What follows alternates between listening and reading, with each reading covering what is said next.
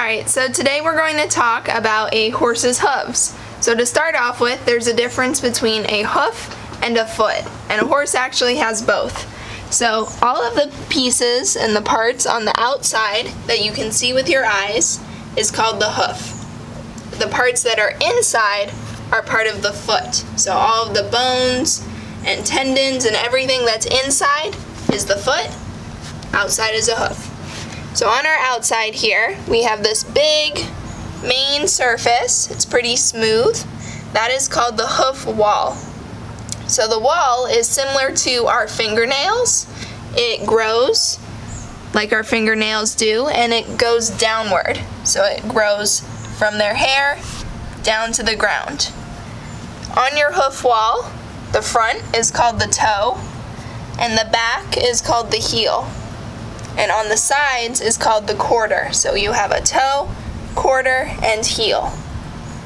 Up here at the top, right where the hair meets the hoof, that's called the coronary band. And the coronary band is where the hoof grows from.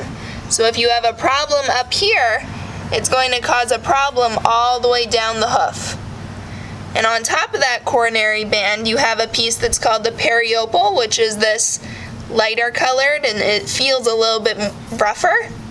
That periopal goes around the side, and when it gets towards the back, it gets deeper, so it goes down further along the back. Alright, so now we're going to look at the pieces underneath the hoof. So we saw what it looked like from the outside, and then when you pick it up underneath here, the first thing you're going to notice is that there's a triangle shape. And that triangle is called the frog. So the frog is actually the most sensitive part of the horse's hoof. That's the part where they can feel the most. At the back of the frog, we have these two other softer pieces, and that's called the bulb of the heel. So if you remember, our heel's on the sides, and it comes back to the bulb of the heel. All of this wide area that you see here, the majority of underneath, that's called the sole. And in between the sole and the hoof wall, we have a little line that goes all the way along the edge, and that is called the white line. And then finally we have the piece right here along the edges that goes down in. That's called the collateral groove, and that's what connects your frog to the sole.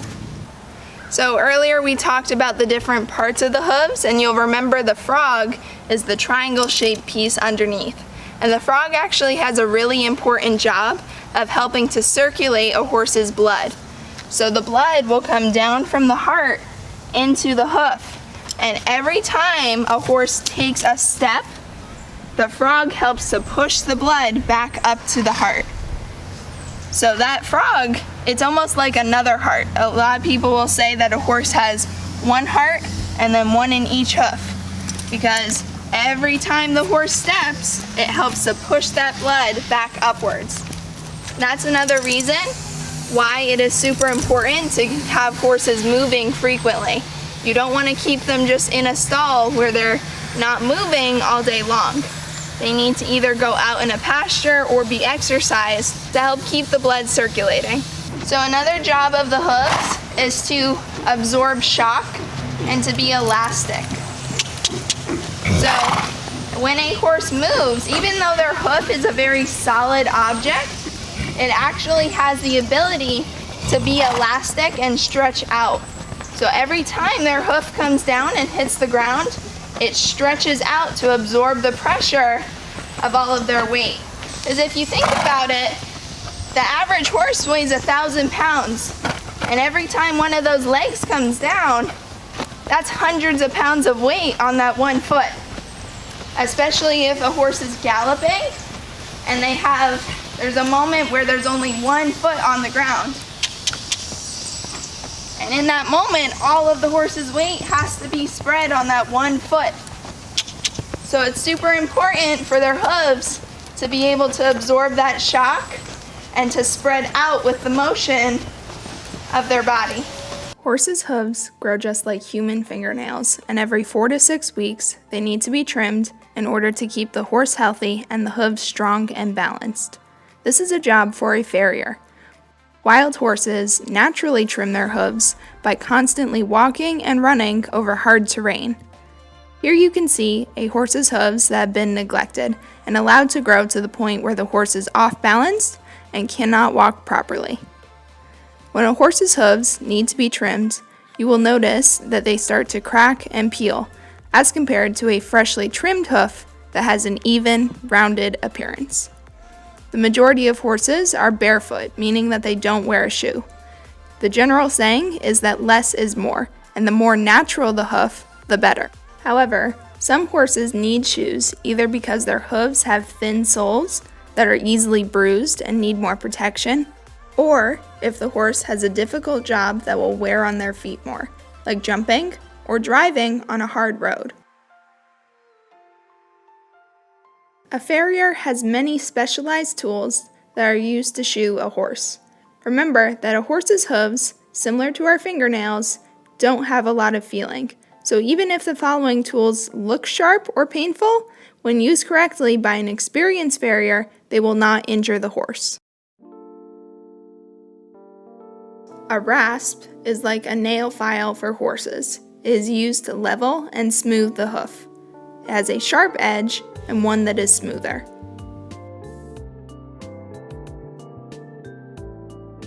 A farrier knife is very sharp and is used to cut away excess growth on the sole and frog. Hoof nippers are used to cut excess growth and reduce the amount of rasping needed. They also round the edges of the hoof. Horseshoe pullers are used to pull the horseshoe off of the hoof. They are similar in appearance to nippers, but they are larger. Horseshoe nails are not the same as normal nails. They are designed in such a way that when placed correctly, they bend outward towards the hoof wall and not inward, so they don't injure the horse. A nail hammer is a small hammer used to put nails into the hoof, which keeps the shoe in place. A nail blocker is used to help set the nails in their final position. Lastly, a nail clincher is used to fold over the nails to make sure that they stay in place and hold the shoe onto the horse. In the following videos, we have Mr. Ron, our farrier, come out to trim Wendy's hooves and reset her shoes. Wendy is the only one of our horses that wears shoes, and she only wears them on her front feet. The reason that she has to wear them is because her soles are thin, and that makes them more sensitive than the average horse. To start off with, Mr. Ron first picks up the hoof and examines it. On this particular hoof, you can see that the shoe has moved towards the outside, while the inside of the hoof has grown to a point where the shoe is not touching at all. It is off-centered to the point where the shoe is actually touching the frog, and this is a sign that it's time to reset the shoe. The first step is to loosen the shoe using the nail hammer. Once the shoe is loose, it can then be removed using the horseshoe pullers to pry it off. Both the hammer and the horseshoe pullers must be used around the entire shoe. It is not loosened or removed by only doing one spot. You have to go all the way around the shoe. After the shoe is removed, the farrier knife is used to cut off any extra sole and frog. The sole must be a minimum of 15 millimeters thick to protect the inside structures of the hoof. And because of this, a farrier must be careful not to take off too much sole when they're using any of these tools. Otherwise, the horse will become very sore. Next, the hoof nippers are used to remove the majority of extra growth. Because they remove so much, hoof nippers make a farrier's job much faster. Once the majority of extra sole and frog is removed, the rasp is used as a finishing touch to smooth and level the entire hoof.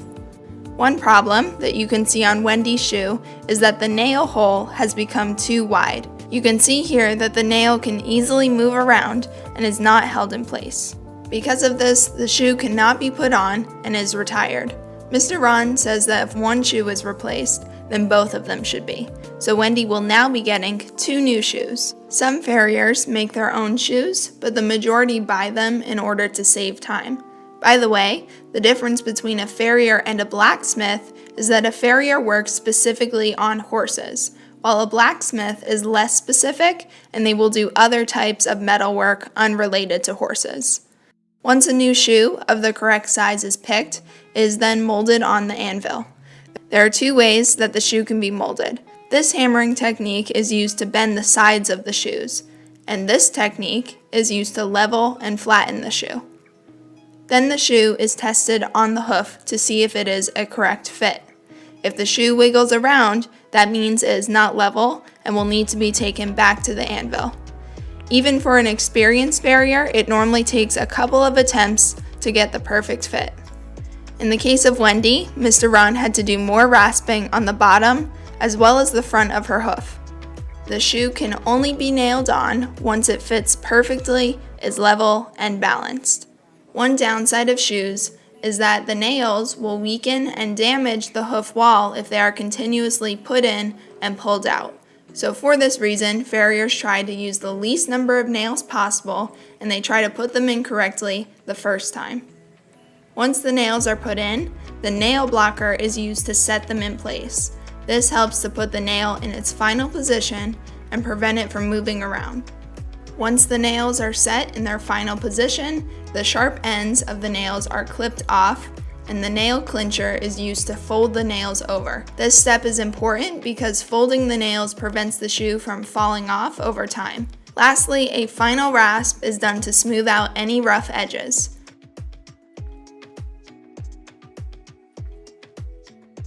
Horses that are barefoot and do not wear shoes are much easier, faster, and cheaper. They simply need to be trimmed using the farrier knife, hoof nippers, and rasp for smoothing. Now let's look at a couple of different kinds of horseshoes. To start off with, we have the regular shoe, which is what the majority of horses wear. This shoe supports the normal hoof and protects it under regular riding conditions. Most horses never need anything more than this. The grooves where the nails lie are called fullers. They are a channel to allow space for the nails to sit more securely.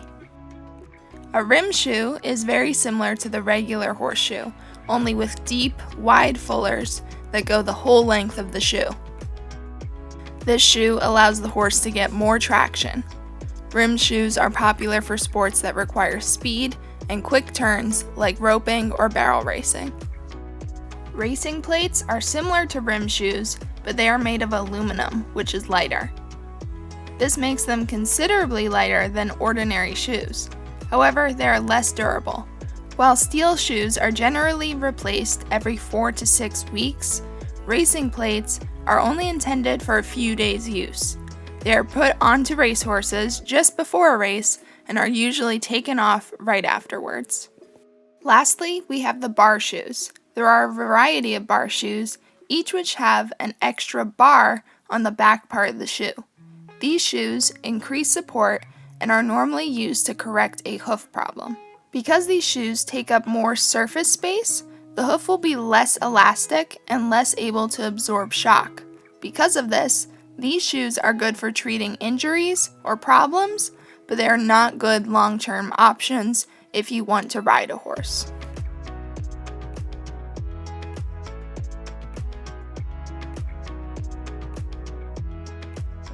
So we already talked about how shoes are put on, and we looked at a couple different types of shoes, but another thing that a farrier has to consider when putting on a shoe is the sizing of the horse's hoof.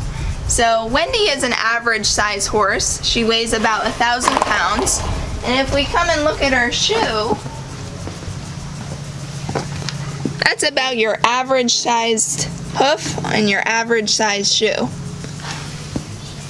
But what I have here is a Clydesdale shoe. And a Clydesdale is a big draft breed that weighs over 2,000 pounds. So they actually weigh twice as much as Wendy here. So if we look for comparison, this shoe next to Wendy's, that is a significantly bigger foot. So that's one thing a farrier has to consider.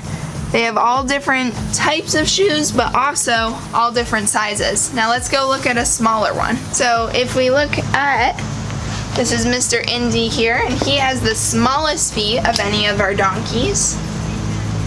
For a size comparison, that is a huge difference in foot size.